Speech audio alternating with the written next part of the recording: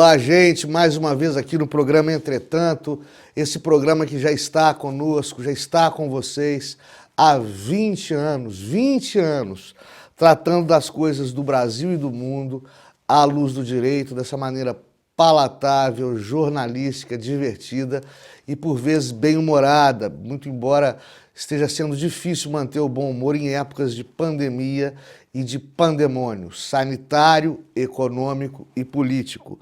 Eu queria agradecer, como sempre, aos apoiadores culturais que permitem o funcionamento da área técnica desse programa, permitem a confecção desse programa, e queria agradecer o apoio imprescindível dos demais veículos de mídia que permitem a difusão e a propagação das ideias que você troca comigo aqui no Entretanto. Estou falando, é claro, da Rádio Jovem Pan, do William Tardelli Fotojornalismo, do Jornal Araxá, do Correio de Araxá, do Jornal Sudoeste de São Sebastião do Paraíso, da Rádio Sucesso, do blog do Sargento Hamilton e do programa De Tudo Um Pouco do Sérgio Rocha. Muito obrigado a vocês todos, tá bom? Lembrando que o conteúdo existente do Entretanto na rede mundial de computadores, na internet, nas redes sociais, em YouTube, etc., é de livre difusão, de livre propagação e da inteira responsabilidade dos seus editores, dos seus propagadores e desse humilde servo que vos fala, tá bom? Bom, todo mundo tem conversado, tem dito, tem falado sobre o caso Queiroz. Fabrício Queiroz, vocês sabem, essa altura, claro, já sabem, depois do Jornal Nacional ter parado de falar de morte por coronavírus por 3 blocos, tinha que ser uma bomba, né? Se bem que uma bomba relativa, mas para o Jornal Nacional, uma bomba impagável e imperdível. Fabrício Queiroz era um membro da Polícia Militar, amigo da família Bolsonaro e assessor do filho 01 do presidente, o Flávio Bolsonaro, enquanto deputado estadual pela ALERJ, pela Assembleia Legislativa do Rio de Janeiro.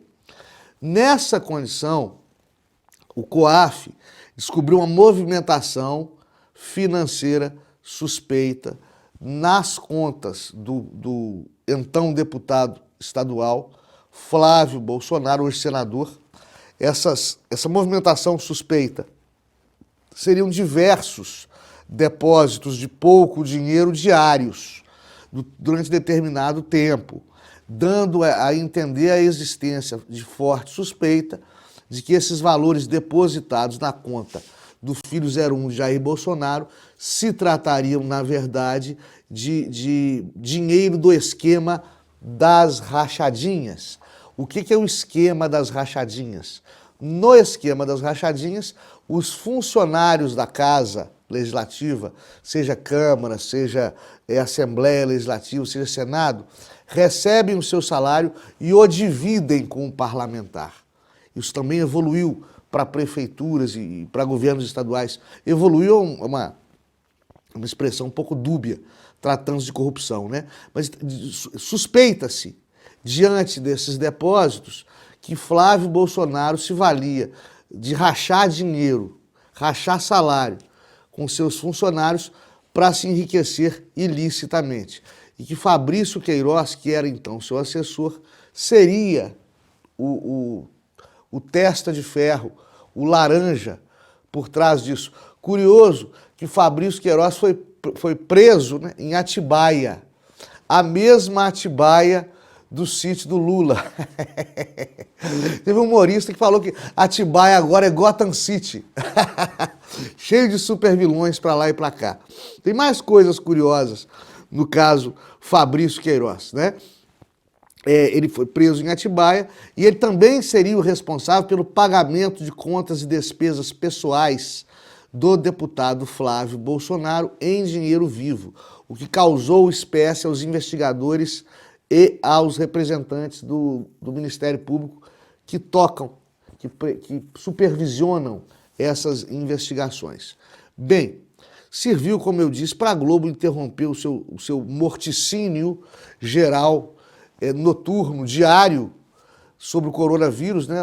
TV funeral, como dizem alguns, e foi mais importante para a Globo cobrir o Fabrício Queiroz e os seus atos e gestos suspeitos aos olhos de muito e que incriminariam Flávio Bolsonaro, filho 01 do presidente da República, e finalmente se teria um rabo preso do presidente Jair Bolsonaro que o ligasse à corrupção. Ele que tem como bandeira não participar desse tipo de esquema de corrupção, dessa velha política que envolve o toma lá da cá em escala geral e nacional e que avergonha de nós todos brasileiros. Fizeram muito bem o trabalho, não há dúvidas, né? Primeiro afastaram de Jair Bolsonaro o único queridinho da mídia que lhe restava no ministério, que era Sérgio Moro. Depois arrumaram, por conta do próprio Sérgio Moro, aliás, arrumaram a querela de Bolsonaro com a Polícia Federal, para tirar do presidente da República a sua Polícia Federal, que também é a nossa, mas é a dele, presidente da República. Depois, tiraram, ou tentam tirar, ou prendem, ou apreendem computadores dos seguidores e apoiadores dele em mídias digitais. Eu vou voltar a esse assunto hoje aqui, mais tarde, neste mesmo programa. Tiraram de Bolsonaro Sérgio Moro, Polícia Federal, mídia digital, indispuseram de maneira, a meu sentir, irreversível, Jair Bolsonaro com o Poder Judiciário centrado no STF. Por problemas vários, mas o fato é que indispuseram de maneira irreversível Jair Bolsonaro com o STF, o que é preocupante. Então, o presidente da República ficou sem o seu homem mídia, a sua polícia, as suas mídias sociais e o Poder Judiciário. Pronto, agora vamos quebrar a perna de Sérgio Moro, de Jair Bolsonaro. Vamos quebrar a perna do presidente da República, vamos descobrir, através da Polícia Federal, dos trabalhos da Polícia Federal, que o presidente acabou de perder, vamos descobrir agora alguma coisa que vincule o presidente ao esquema de corrupção. E descobriram, ou esperaram para descobrir aquilo que já era óbvio, né? Fabrício Queiroz, um nome visto, uma pessoa vista, um rosto conhecido de todos, que aparecia 100% na imprensa todos os dias, não estava escondido em um sítio em Atibaia.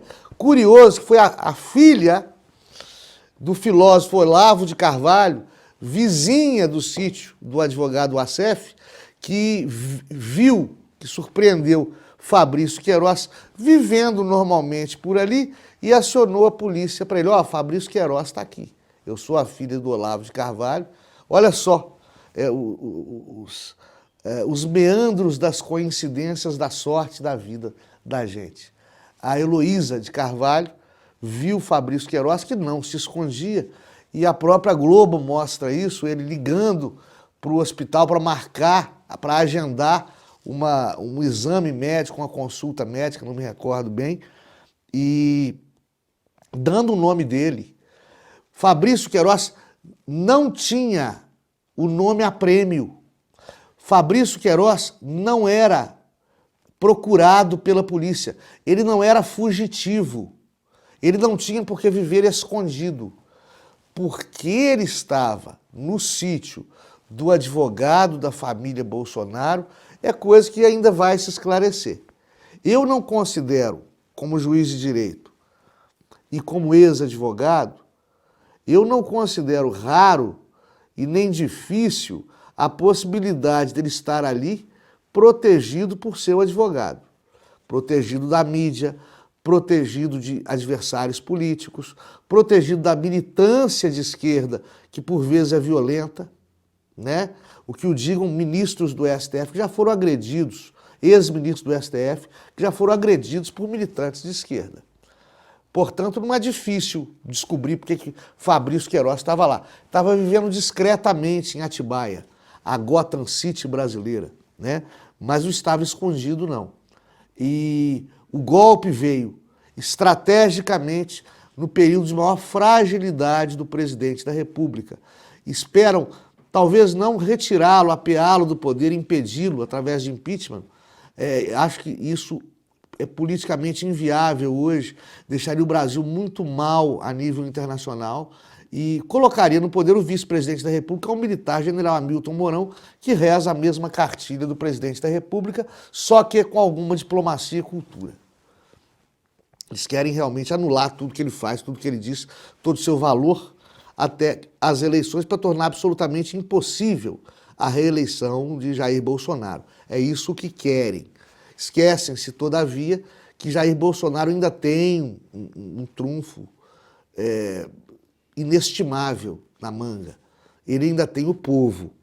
É hoje ainda o maior político mais popular do Brasil, em números absolutos, se bem que aquele grande conglomerado de TV que nós todos conhecemos, a TV Globo, está tratando de diariamente liquidar, estraçalhar a imagem do presidente perante a opinião pública. Tem criança que já é assustada pela mãe, come tudinho, senão eu vou chamar Bolsonaro para você. A coisa está desse jeito, porque a criança liga a TV está ligada perto da criança e só se fala mal do nosso presidente da República. E não podemos nos esquecer que a presidência da República é uma instituição. Não que o presidente, eu já falei isso aqui, não tenha culpa disso. Tem sim. Não soube se portar, não soube... Eu vou falar aqui e não quero ser tido como uma pessoa que fez uso de um argumento oportunista, uma pessoa sem coração, mas por trás de toda tragédia há oportunidades. O presidente poderia ter... Olha as aspas, pelo amor de Deus. O presidente poderia ter aproveitado a pandemia para melhorar a sua imagem, para abraçar a causa, para colocar-se ao lado do ministro Mandetta, para defender, até certo ponto, o distanciamento social, o lockdown, as medidas de segurança sanitária. Ele preferiu atacar isso tudo. Foi um comportamento suicida. Bolsonaro é um político suicida, que continua sendo Jair Bolsonaro quando ser Jair Bolsonaro lhe prejudica a governabilidade. É necessário, quando se governa, entender três coisas. A primeira delas, se está gerindo um patrimônio que não é seu. Segunda coisa, se tem que prestar um serviço para a sociedade, que é geri-la politicamente. E se atua por representação quando se governa. Seja essa representação proveniente do voto, seja essa representação proveniente do concurso público ou da nomeação, nos cargos de livre nomeação públicos. De qualquer maneira, se atua por representação do povo. Ou seja, o que a Constituição diz, todo poder emana do povo, e em nome do povo será exercido. E tem mais, tudo na vida é transitório, mas o poder político ele é pior ainda, ele é efêmero, ele acaba rápido. Então, moral da história, se tem que fazer certo e se tem que fazer rápido. Não dá para perder o foco nesse meio termo, com discussões inúteis, com picuinha, agredindo grupos, privilegiando grupos, saindo do tom. Isto é o bem governar. Vai ser um governo insípido, inodoro, sem gosto e sem graça? Vai. Vai ser um governo Geraldo Alckmin, picolé de chuchu? Vai. Mas vai funcionar. Só que Tudo isso que eu falei é extremamente anti-Jair Bolsonaro, sendo o presidente Bolsonaro o político que é. De maneira que não iria funcionar, não funcionou e não funciona. E o presidente perdeu a oportunidade de montar um cavalo arriado, um puro sangue, campeão arriado, que lhe foi colocado à porta, tá certo? Lamenta-se muito isso. Como se lamenta, por exemplo, a saída tardia do ministro Abraham Weintraub do poder, do Ministério da Educação. Lamenta-se porque foi tardia. O Weintraub é o tipo do cara que eu chamaria para um churrasco, para tomar uma cerveja na minha casa, para bater papo, para contar causos e piadas. É uma pessoa com uma mentalidade divertida. É uma pessoa bem intencionada. É uma pessoa que agrada ao convívio. Ok? Como também convidaria o Lula. O Lula, engraçado, contador de causos, boêmio, carismático, né? Talvez eu até convidasse o Weintraub e o Lula, se eu tivesse essa honra.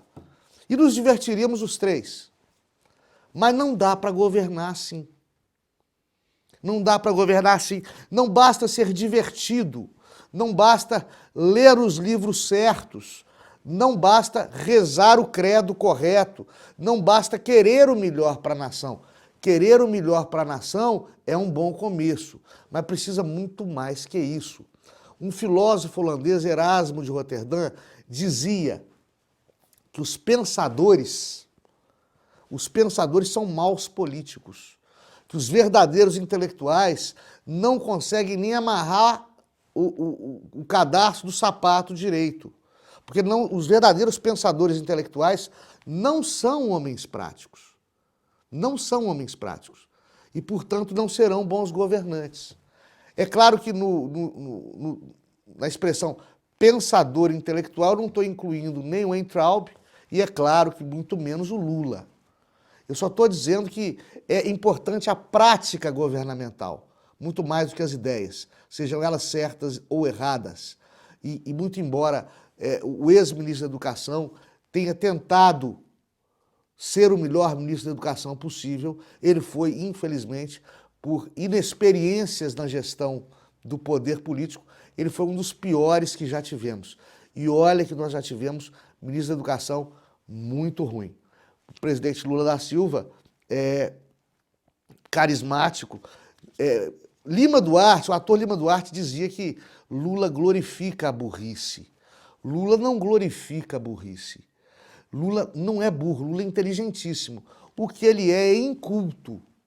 E dada a sua incultura política, ele não se preocupou com as futuras gerações de brasileiros, enquanto esteve à frente do Palácio do Planalto, se preocupou apenas e tão somente em perpetuar o seu partido no poder, através de diversas estratégias populistas que foram, pouco a pouco, sendo desveladas perante a população brasileira. O povo brasileiro não é burro. O povo brasileiro vai descobrindo essas obscenidades políticas.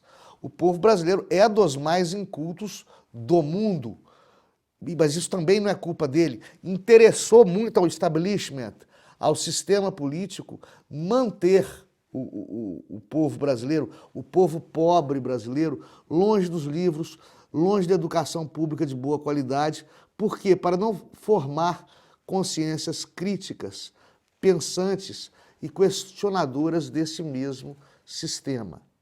Mantendo o povo ignorante de cultura erudita, e aqui eu assinalo e lembro e recordo que cultura tem duas acepções. Inclusive, na Constituição Federal, a cultura pode ser analisada do ponto de vista antropológico, que é a origem ancestral dos povos, que compõem a etnia brasileira, o povo brasileiro.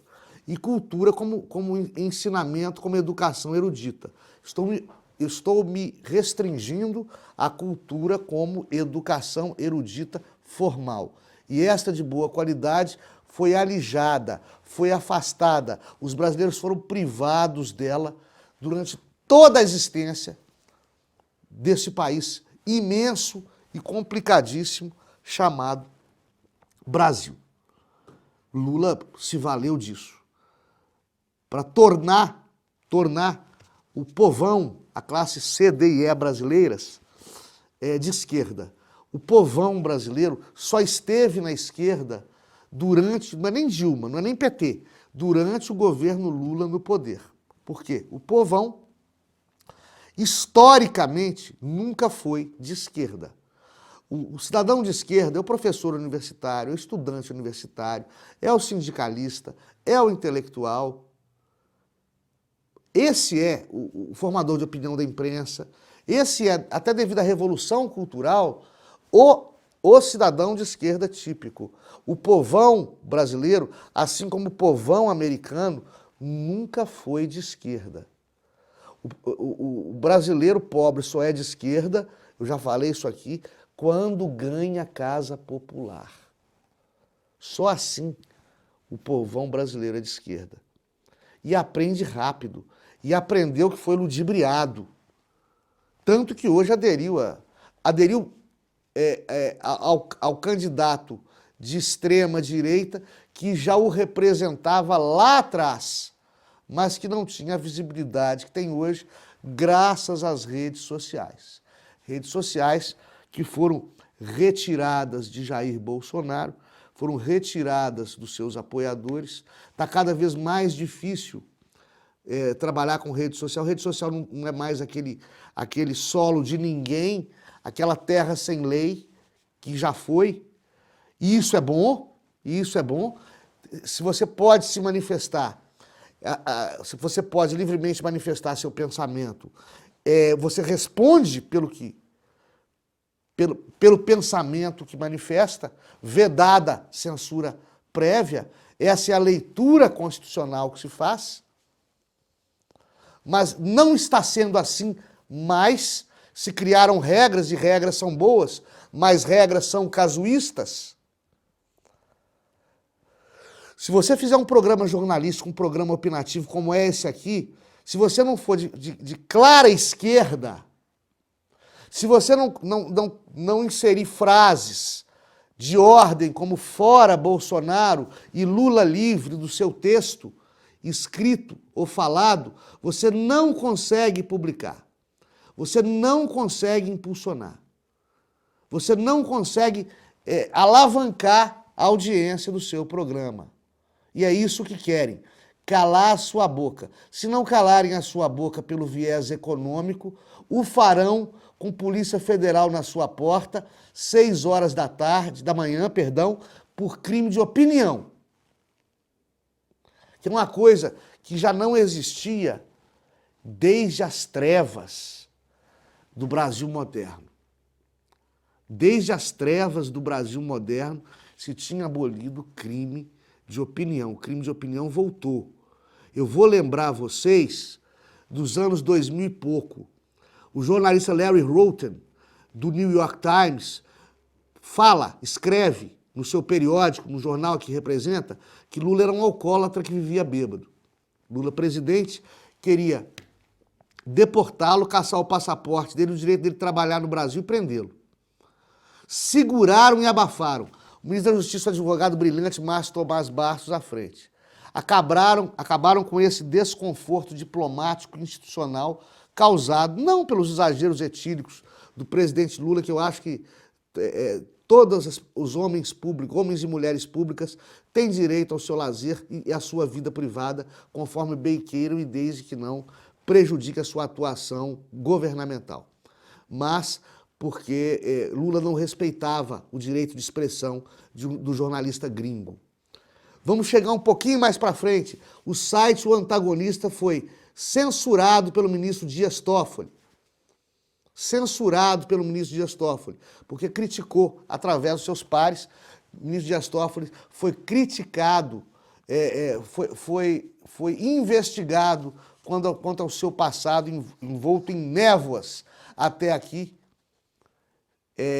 por parte da grande imprensa. O Antagonista chutou essa moita como se diz aqui em Minas, e o STF faltou empastelar o antagonista, tirou do ar a reportagem do antagonista. Na época, a imprensa defendeu o antagonista. Na época, a imprensa defendeu o antagonista. Mais recentemente, a imprensa, todavia, não defendeu. Quando sites foram tirados do ar, quando blogueiros foram acordados 6 horas da manhã pela Polícia Federal, presos, buscados e apreendidos, tomados celulares, tomados computadores, a ponto desses blogueiros, esses apoiadores, esses influenciadores digitais perderem o ganha-pão, serem alvo de sindicâncias, investigações e suspeitas que os colocam entre os inimigos públicos número 1 da nação. Desta vez com a conivência, e por que não dizer conivência, com aplauso da imprensa. Dessa vez com o apoio do poder legislativo e do poder judiciário. Para colocar numa mesma vala comum blogueiros, manifestantes, simpatizantes do presidente da República, simplesmente porque manifestam sua opinião, e o inquérito que tramita contra eles, embasado numa lei de segurança nacional, que não está mais em uso, que não tem mais legitimidade, que não foi abraçada pela Constituição Federal, através de decisões de ministros do Supremo Tribunal Federal, que são também vítimas nestes inquéritos, ou seja, o ministro é vítima e juiz ao mesmo tempo, dentro do mesmo processo. Eu nunca vi isso. Mas eu também nunca vi mais. Apelidar isso, livre manifestação do pensamento, pode ser um pensamento equivocado, pode ser um pensamento acirrado, pode ser um pensamento ignóbil, pode ser um pensamento imbecil, mas é o pensamento da pessoa. Ela não está falando sobre fato mentiroso. Ela está dizendo o que ela pensa. E falar que isso é fake news. Não é nem news e nem é fake. Não é fato e nem é fato falso. Fato é dizer, o ministro Alexandre de Moraes está careca. Isso é um fato. Opinião, eu acho a careca do ministro Alexandre de Moraes bem apessoada, ou feia, ou assustadora, ou bonita. Isso é uma opinião. O que esses blogueiros divulgaram foi uma opinião. E é por crime de opinião que eles estão sendo processados. A esquerda, eu já disse, aplaude isso porque é contra Bolsonaro. Mas também rasgaram a Constituição lá atrás contra a Dilma, a afastando-a, votando o seu impeachment, apeando-la do poder, sem que ela tivesse cometido crime de responsabilidade. Por mais benfazeja que tenha sido a sua saída para a economia, era rasgar a Constituição. E não existe rasgar a Constituição para o bem. Não existe uma rasgada de Constituição branca, como antigamente se dizia mentira branca, boa mentira. Né? E as pessoas assistem isso e, como está na moda bater no presidente da República, elas perdoam esses pecadilhos judiciários. Um poder que deveria estar funcionando para reverter o acirramento dos ânimos, está funcionando para acirrar, piorar o convívio que deveria ser harmônico entre os poderes da República. Curioso que a censura se exercia, o autoritarismo se exercia, a ditadura se exercia há décadas para trás no Brasil, à revelia do judiciário. Hoje, esse autoritarismo existe com o protagonismo desse mesmo judiciário.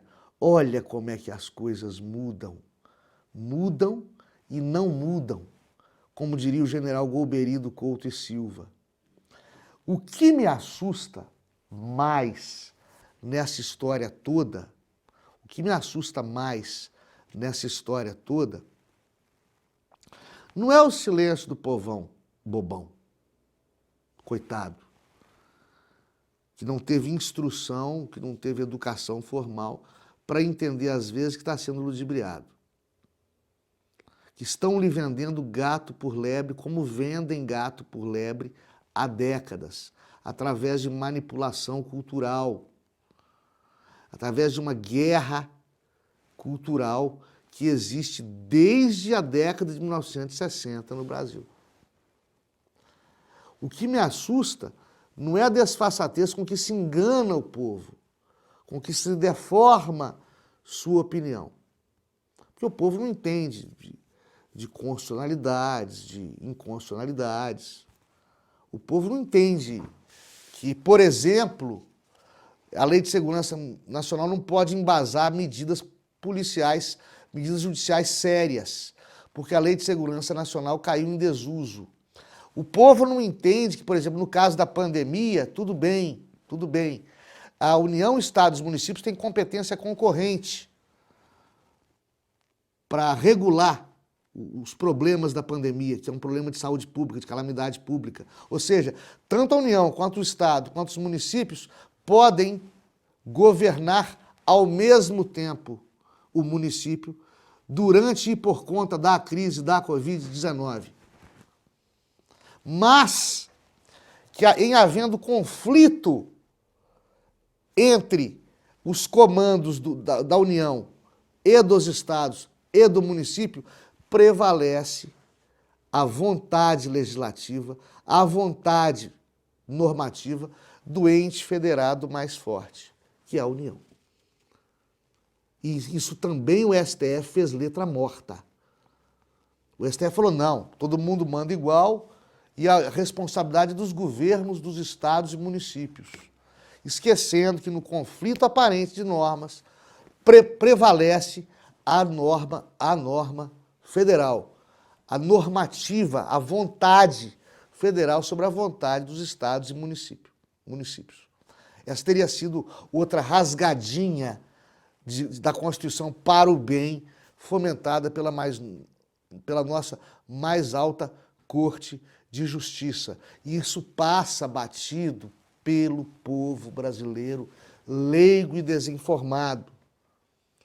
O que me assusta, porém, não é isso, que isso é feito há décadas.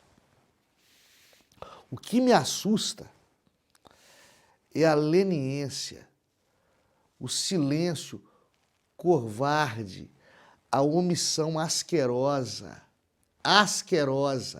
nojenta da nossa classe jurídica, dos nossos juristas. Estão vendo pisotearem o espírito da República expresso nos princípios constitucionais mais óbvios e que vêm sendo banalizados sob o pretexto de preservar aquilo que seria o politicamente correto dentro de um viés ideológico que é totalmente estranho à aplicação da lei e do direito, que deve se revestir apenas do conceito de justo e de correto e de certo e errado aos olhos da lei e da justiça. Não pode haver poder judiciário com padronagem ideológica, política. Não pode haver. Não pode haver funcionamento de poder judiciário que não contribua para a harmonia entre os poderes. Não basta ter sido aquele que reagiu contra uma primitiva agressão. Não se pode dizer que o STF age certo porque reage àquilo que o presidente da República fez de errado. Não basta reagir ao Poder Judiciário. O Poder Judiciário tem que apaziguar, ele tem que solucionar o conflito. E não atiçá-lo, e não aumentá-lo, e não fomentá-lo. E a classe jurista, a classe de operadores do direito do Brasil, está cansada de saber disso. Não lhes vale o benefício da ignorância do problema ou da ignorância da lei. O jurista brasileiro, o operador do direito brasileiro, tem por obrigação não ser conivente e tem por obrigação denunciar os desmandos. Nossa arma, nós, gente civilizada, nossa arma é a palavra, nossas armas, ferramentas são as leis para sufocar, para desfazer os desmandos. E quando nós abrimos mão de utilizar as leis, quando nós nos calamos, nós somos covardemente omissos, de maneira inconsequente, com o futuro da nação brasileira e com o futuro dos nossos filhos e netos. Porque é isso que essa covardia traduz, uma inconsequência para o futuro das próximas gerações de inocentes brasileiros que permanecerão sufocados pela falta de educação de boa qualidade, pela falta de acesso à cultura de boa qualidade e pelos desmandos daqueles que deveriam defender os poderes da República, defender a democracia e a liberdade de expressão e não sufocá-la. Como eu disse, está muito difícil ser bem-humorado no Brasil de hoje em dia. Até a próxima.